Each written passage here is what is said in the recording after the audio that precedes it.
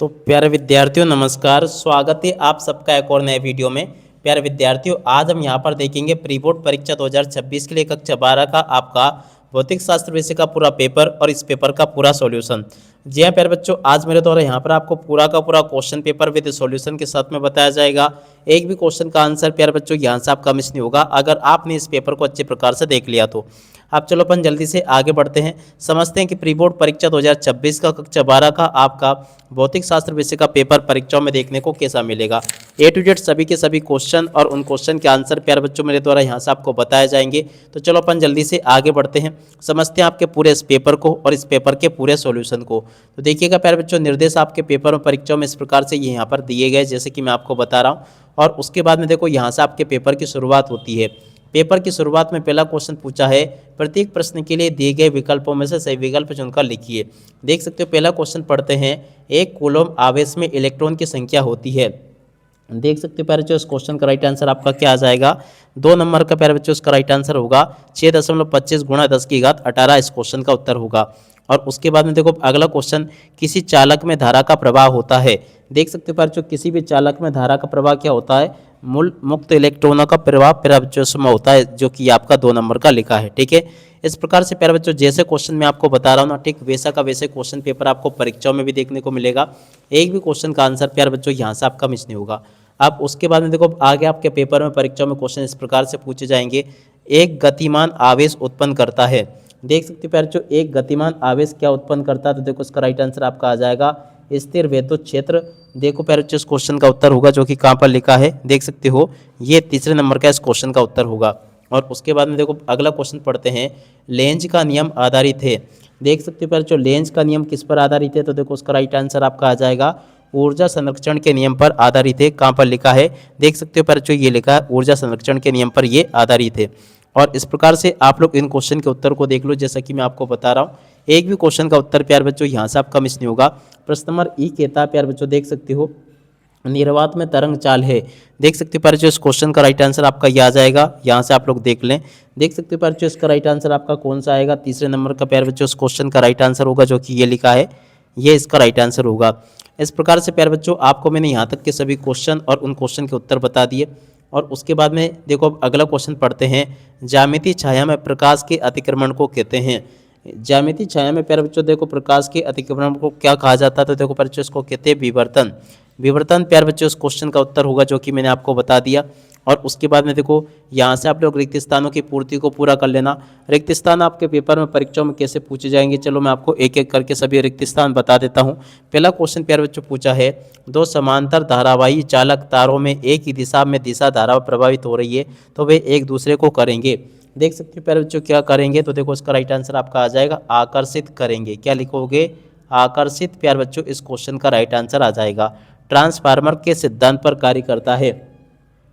देख सकते हो प्यारे बच्चों, ट्रांसफार्मर जो होता है प्रेरण के सिद्धांत पर कार्य करता है। यहाँ पे क्या लिखना होगा, प्रेरण। ठीक है, और अब अगला क्वेश्चन प्यारे बच्चों पढ़ते हैं, ओके 0 केल्विन पर अर्धचालक की भांति व्यवहार करता है। 7 नंबर का जो क्वेश्चन प्यारे बच्चों पूछा गया ना, पूर्ण चालक की भांति व्यवहार करता है। क्या लिखोगे यहाँ पर प्यारे बच्चों आपको लिखकर आना होगा पूर्ण चालक की भांति ये व्यवहार करता है। फोटोन का विराम द्रव्यमान होता है। देख सकते हो प्यारे बच्चों, फोटोन का विराम स्थिर विराम द्रव्यमान क्या होता है, तो देखो यहाँ से आपको लिख कर आना होगा 0 होता है। यहाँ से आपको 0 लिख देना है। और दिष्ट धारा के प्रेरण प्रतिघात होता है। देख सकते हो प्यारे बच्चों, ये जो क्वेश्चन आपको दे रखा ना, इस क्वेश्चन का राइट आंसर आपका क्या आ जाएगा। ई नंबर का जो क्वेश्चन जो आपको दे रखा ना प्यारे बच्चों, इस क्वेश्चन का राइट आंसर आपका क्या आएगा, चलो मैं आपको बताता हूँ। देखो ई नंबर का जो क्वेश्चन प्यारे बच्चों दे रखा ना, यहाँ पर आपको क्या लिख देना था, फोटोन का विराम 0।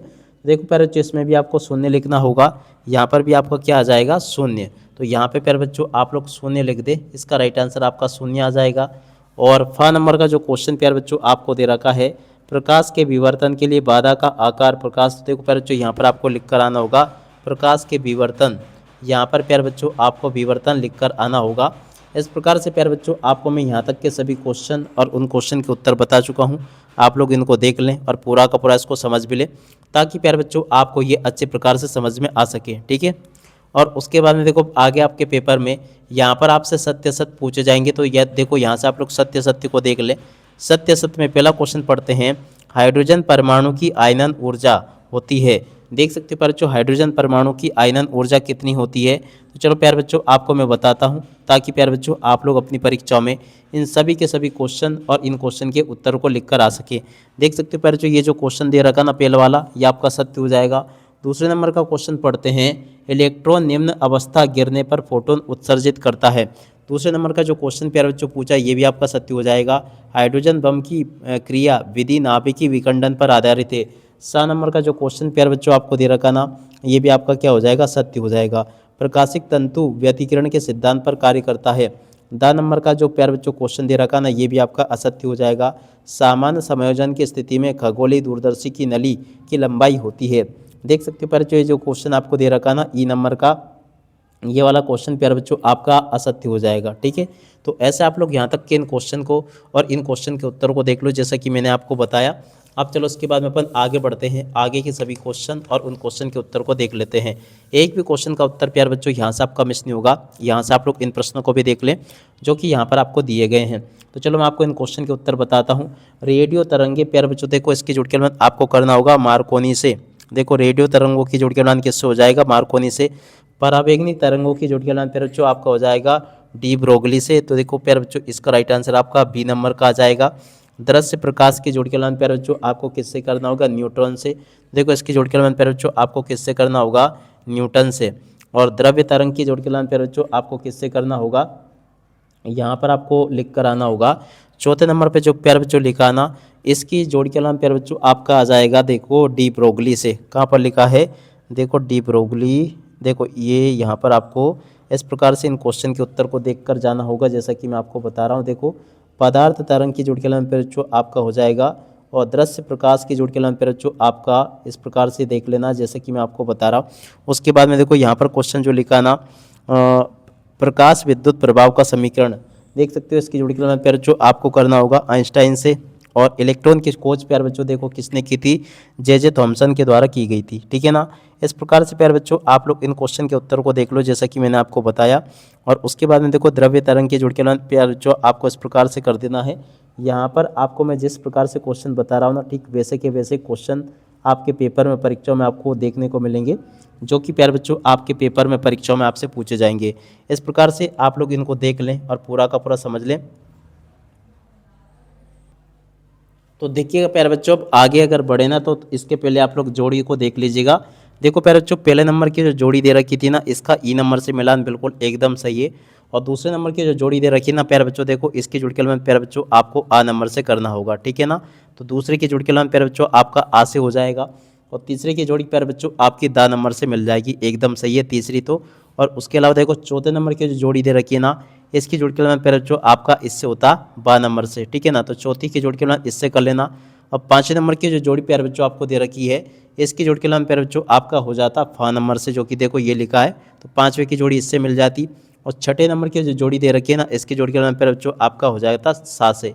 तो ऐसे प्यारे बच्चों आपको मैंने जोड़ी के मिलान एकदम करेक्ट वाला बता दिया।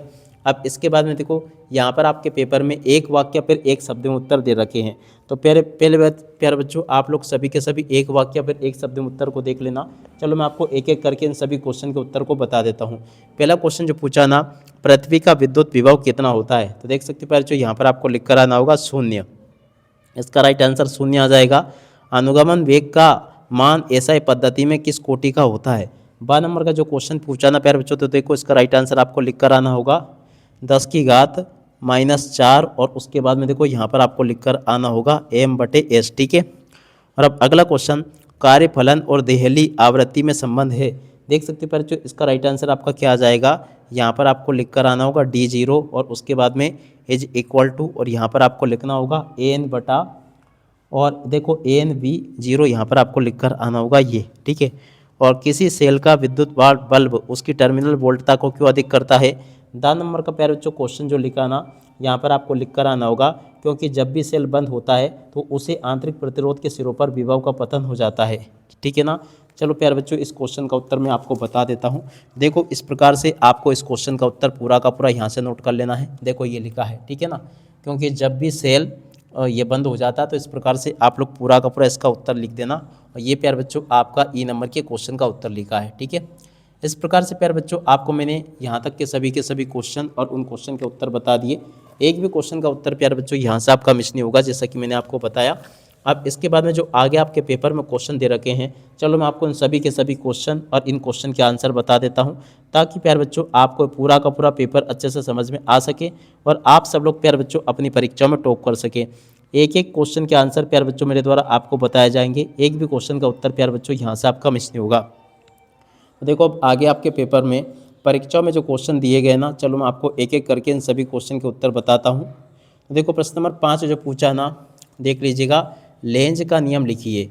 जी हाँ प्यारे बच्चों, लेंज का नियम आपको लिखना होगा कि लेंज का नियम क्या कहता है। तो चलो मैं आपको इस क्वेश्चन का उत्तर बताता हूँ, ताकि प्यारे बच्चों आपको ये पूरा का पूरा पेपर और इस पेपर का सॉल्यूशन अच्छे से समझ में आ सके और आप सब लोग प्यारे बच्चों अपनी परीक्षा में टॉप कर सके। एक भी क्वेश्चन का उत्तर प्यारे बच्चों यहाँ से आपका मिस नहीं होगा। तो चलो मैं आपको इन सभी के सभी क्वेश्चन के उत्तर बताता हूँ।